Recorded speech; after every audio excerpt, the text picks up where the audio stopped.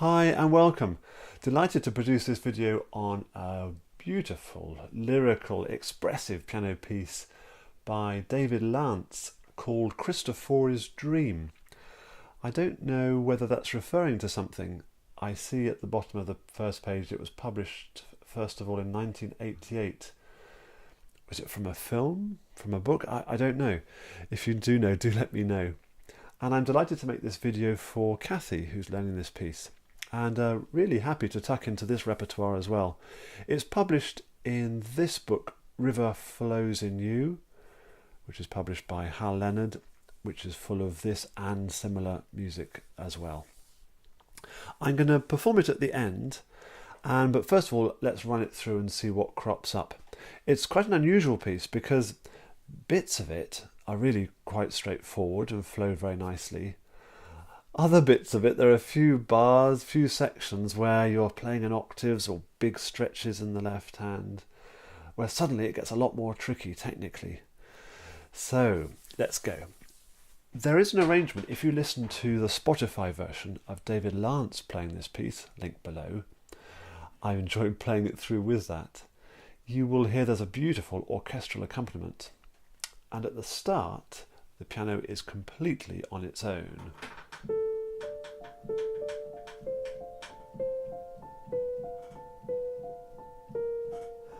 But notice I'm bringing out that bottom note, which is a melodic line. And you can certainly hold on to that note with your finger if you like. It's a common idea that we do that in classical music, don't we, sometimes? And we're using the pedal as well. Once per bar, I think, works really well. And in David Lanz's recording, he's not afraid to really enjoy that pause and slow up a lot. And then some backing comes up, some strings, and they are echoing this line we've just talked about.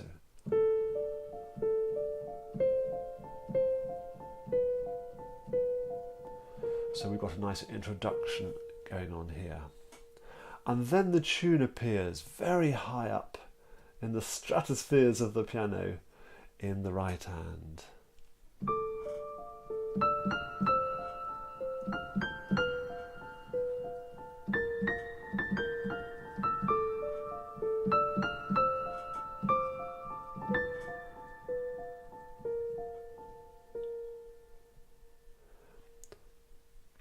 What my right hand was doing there was this.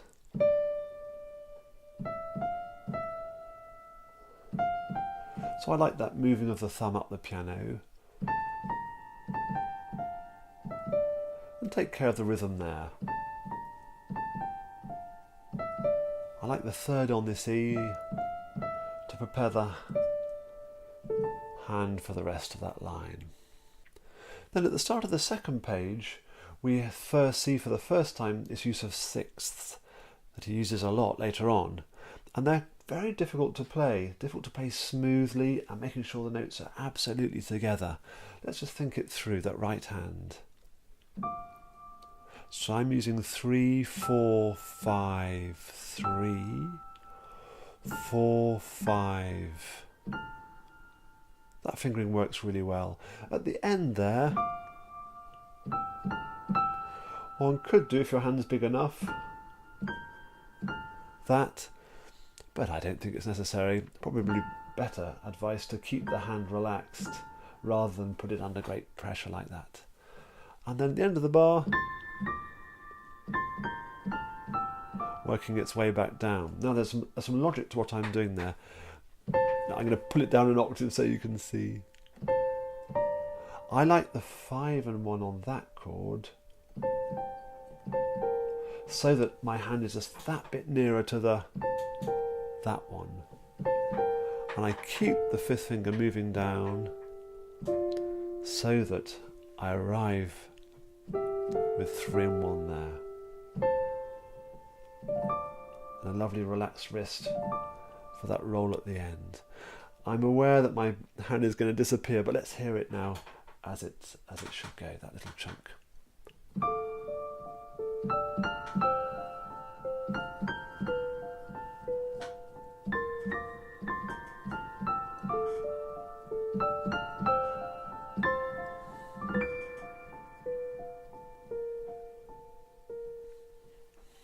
very beautiful, really setting the feel of the piece. And then the tune comes back in the right hand. Again, I'll play it down an octave for now.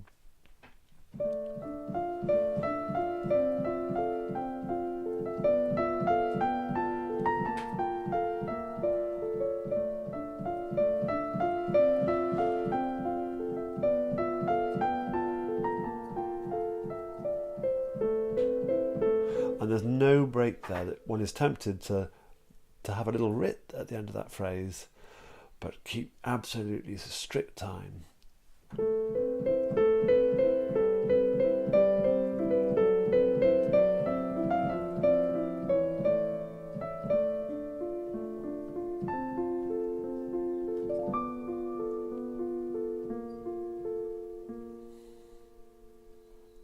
And all of that I'm playing an octave too low deliberately so we can see what's going on.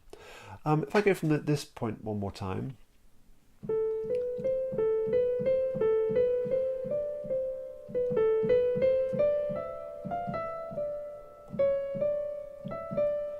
That fingering gets me set up to finish the phrase without having to move around my hand too much. Now let's have a look at these sixths. The fingering, I think, will be very important to work out. There are options here, but what works for me is this. I use the third finger and the thumb is hopping around.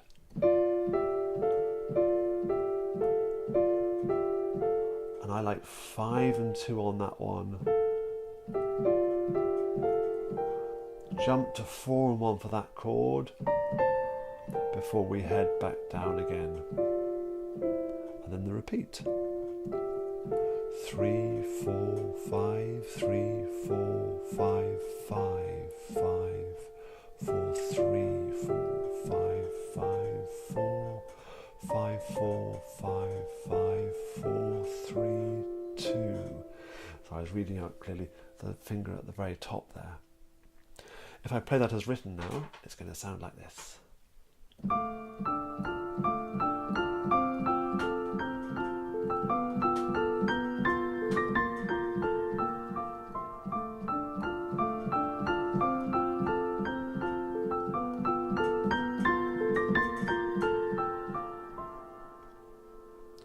And then, very, very similar, but a little bit elsewhere on the keyboard, we're in A minor, aren't we?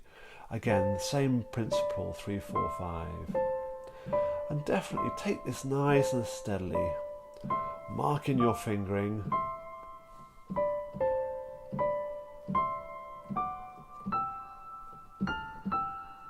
Take care when does he use that dotted rhythm and when he doesn't.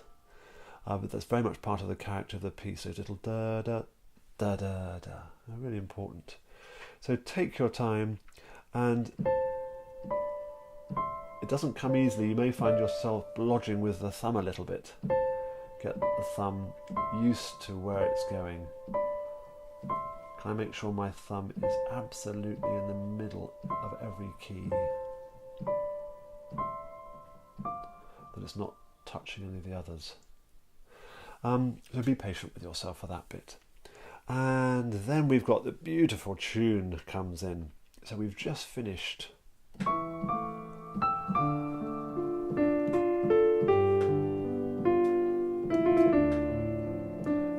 don't rush that triplet, the temptation to do something like that. Time it very precisely.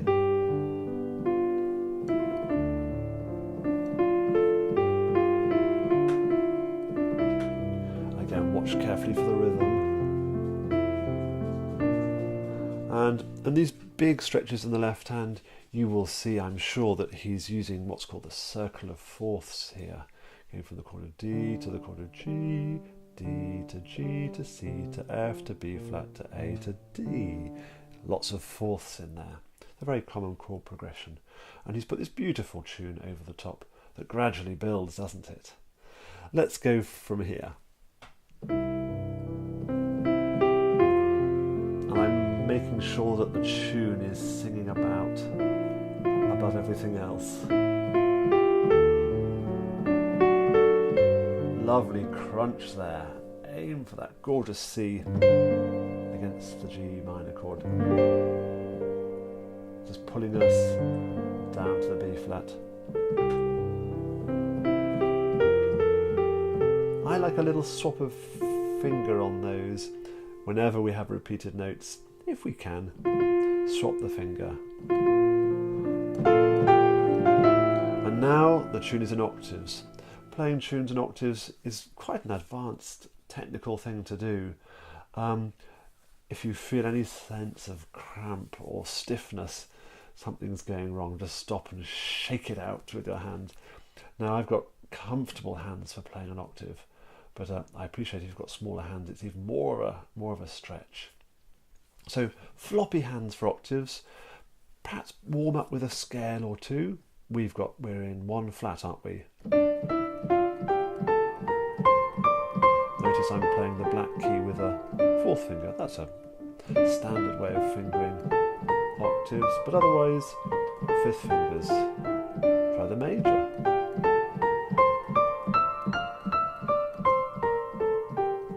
And my hand really, really relaxed. And it'll take a while to coordinate all this. Note that the tune is very often scalar, isn't it? It's just neighbour notes. That's all scale. Then we have a chord, an arpeggio.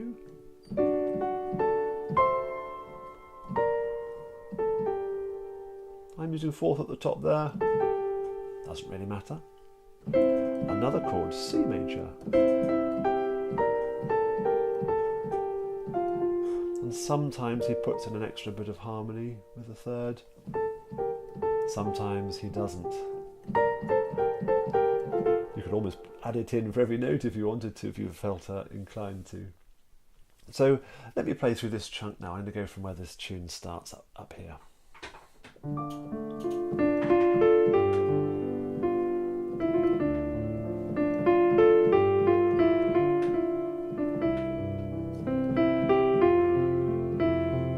Super smooth.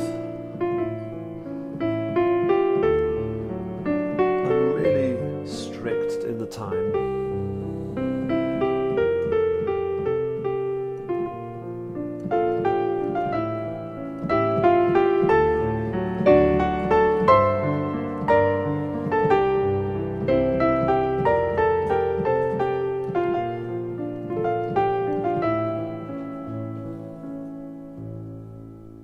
You can slow down and take your time in those final two bars.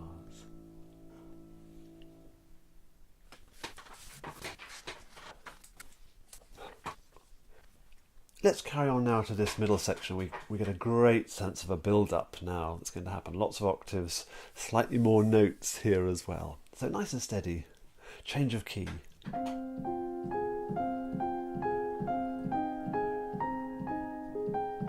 D natural there. So did you notice my fingering there for my right hand? As always, there are options, but this is what works for me. This is the bit. So we need a fourth finger on the B flat. It's F minor, isn't it? And I just put a fourth there so that it's not too far to come back down. And a fourth on that E flat, which sets up my hand for the next chunk. Let's go through that bit.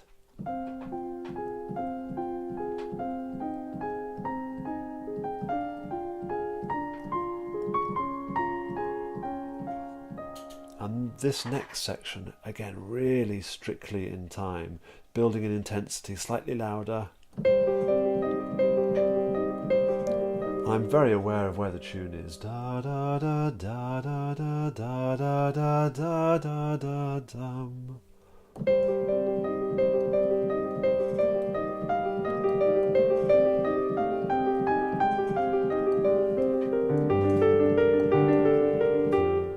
Yeah. Now the rhythm of that join, again, take your time just to work out what's going on. If I go slowly.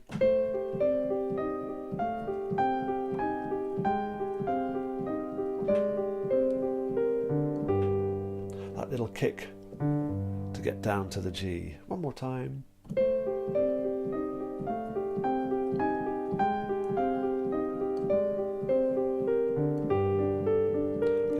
finger to start this phrase. This is going to be very loud. But again, the temptation is to get faster for this bit. Absolutely strict. Then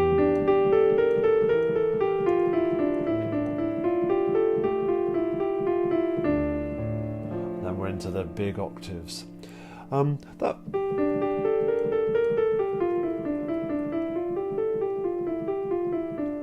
It's a great little 5-finger exercise, those 2 bars that he's written for us.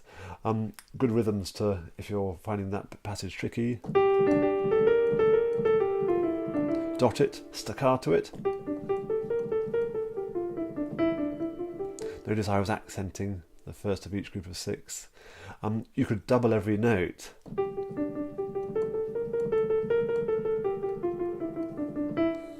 All sorts of ways to practice this bit.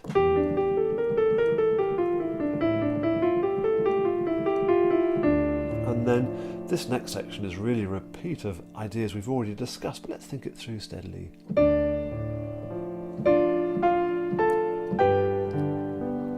Rolled. Lots of emotion in this section. Chord, scale, kick, chord,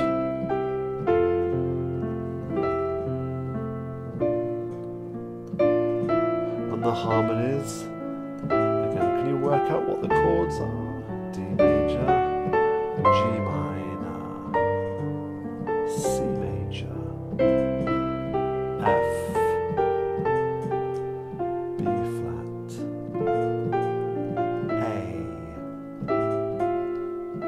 taking us to D.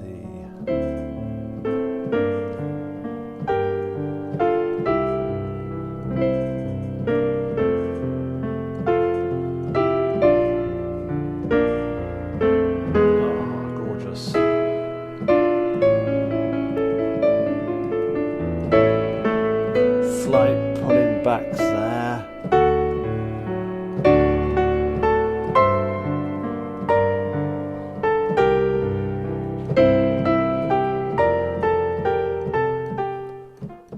And this section is slightly unexpected. We haven't had that E chord before, have we? To pave the way for our A.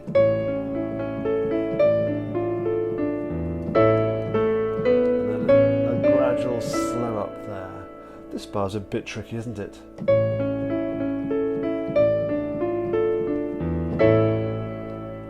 Certainly work your way through that.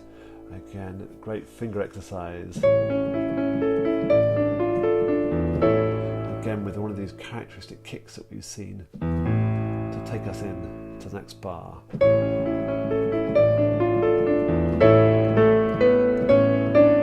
going to keep going now.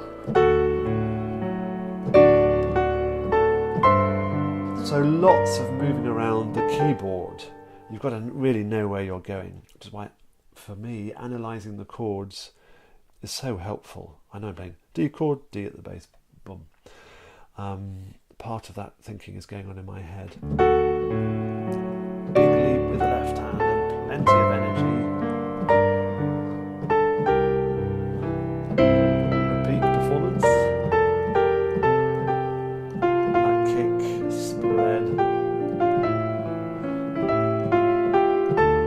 Just a D arpeggio, isn't it?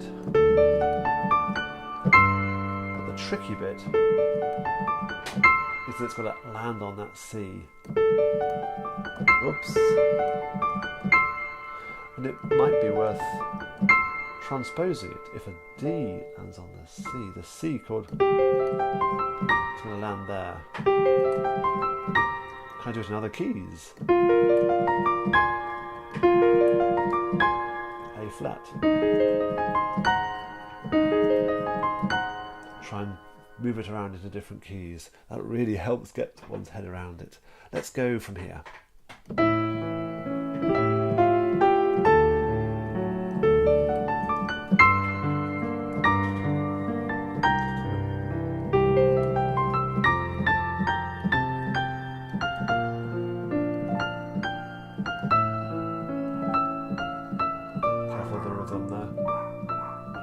And no left hand for various bits of that section. So I wouldn't ordinarily have taken my hand off there, I don't think. Let's carry on.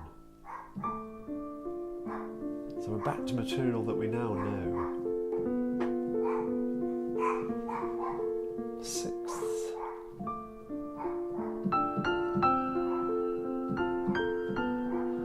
I don't like the finger I've just done there. we discussed that, didn't we? Again, I'm trying to keep all those phrases as smooth as I possibly can. Pause. I'm going to bring it down an octave so you can see.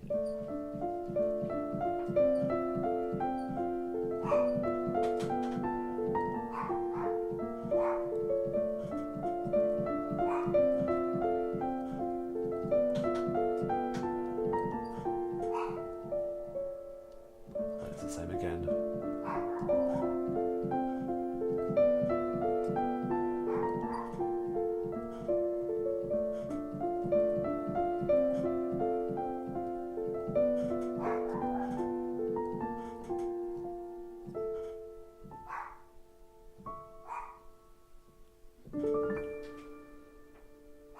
And lots of slowing up there at the end.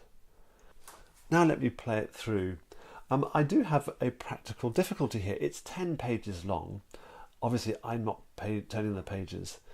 And there are various contraptions around my piano that means asking my daughter or my wife to page turn wasn't really an option. So I'm having to split this into 2 bits. So if you want to, you could play a game of can I spot the link? I'll test out my video editing skills and see if I can make it invisible, but I suspect you'll spot it. Here we go.